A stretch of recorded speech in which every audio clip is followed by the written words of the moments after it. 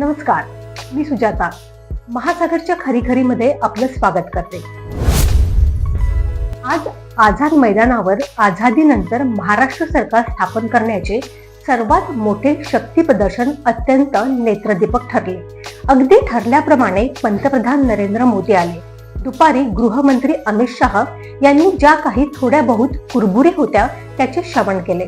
महायुतीचे तमाम केंद्रीय मंत्री, देशातील अनेक दिग्गज नेते आणि 16 राज्याचे मुख्यमंत्री यांनी नेत्रदीपक समारंभासाठी उपस्थिती लावली। साधारणपणे अर्धा ते पाऊण तासाचा हा सोहळा या सरकारची कारकीर्द अर्धी होईपर्यंत स्मरणात राहील। लाडक्या बहिणीच्या भगव्या साड्या आणि अद्दीसिद्धांची पुणेरी पगडी, याची देही याची डोळा ज्यांना पाहण्याचे भाग्य लाभले ते भारावून गेले तर त्यात नवल नाही। निवडणुकीत विजय मिळवणे महत्वाचे असते।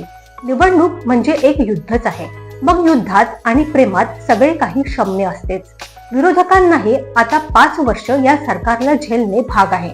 मुख्यमंत्री पदावर आरूढ झाल्यावर काळजीवाहू मुख्यमंत्री आणि काळजी करणारे उपमुख्यमंत्री या दोघांच्याही पदात फक्त उपपदाचा फरक झालेला आहे। तिकडचा उप इकडे आला आहे। बाकी तीनही त्रिमूर्ती मूर्तिमंत उत्साहाने पदावर आरूढ झालेले आहेत।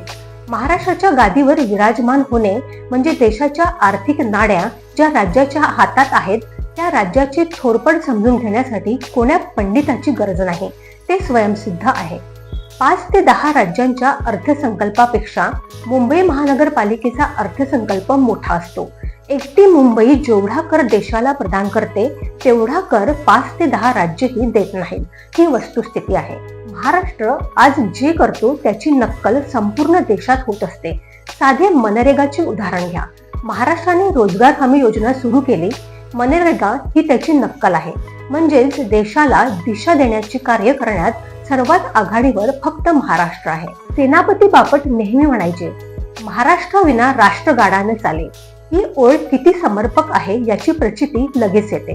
आता ही राष्ट्राचा गाडा चालवणारा महाराष्ट्र आणि त्याचाच गाडा चालविणारे धुरकरी आता अस्सल नागपुरी देवेंद्र फडणवीस झालेले आहेत। आता 2024च्या नंतरचे पुढचे वर्ष महाराष्ट्राचे आणि विशेष म्हणजे 0 माईलवरच्या नागपुरात मुख्यालय असलेल्या राष्ट्रीय स्वयंसेवक संघाचे आहे।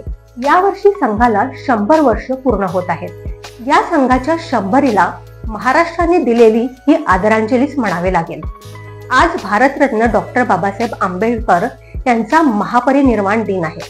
दीक्षा सोहळा हे नागपुरातच झाला होता।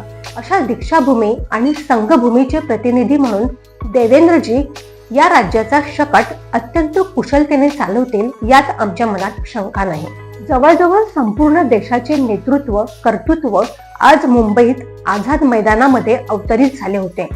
1.25 घटिकेचा हा अभूतपूर्व शुभ सोहळा आनंददायी ठरला, नेत्रदीपक ठरला।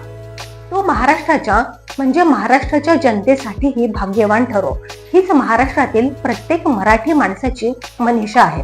महाराष्ट्राच्या सध्याच्या तिन्ही भाग्यविधात्यांना व त्यांच्या भावी सहकाऱ्यांना कोटी कोटी शुभेच्छा। आणि आज डॉक्टर बाबासाहेब आंबेडकर महापरिनिर्वाण दिन आहे।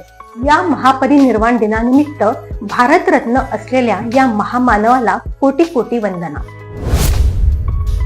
अशाच घडामोडींसाठी बघत रहा महासागर। अजूनही तुम्ही आमच्या चॅनलला सबस्क्राईब केलं नसेल तर लगेच सबस्क्राईब करा, लाईक करा आणि बघत रहा महासागर। नमस्कार।